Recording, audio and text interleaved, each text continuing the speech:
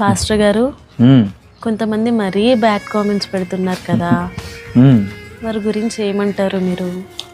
C బియ్యంలో రాళ్ళు ఉన్నాయని బియ్యాన్ని పారబోయాం కదా, రాళ్ళని పారేస్తాం. అలాగే మనకు వచ్చే కమెంట్స్లో బూతులాడే కమెంట్స్, చెడ్డ కమెంట్స్ కొన్ని, కానీ ఈ వీడియోస్ ద్వారా చాలామంది దీవించబడుతున్నారు.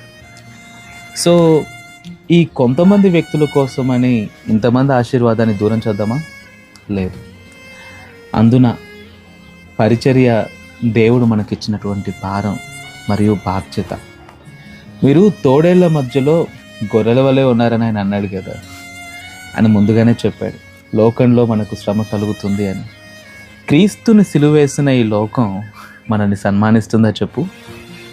ఓకే, మనకు ఎదురవుతున్నటువంటి ప్రతి హింస, ప్రతి వేదన, ప్రతి శ్రమ మనం యేసయ్య మార్గంలోనే నడుస్తున్నామని గుర్తు చేస్తుంది.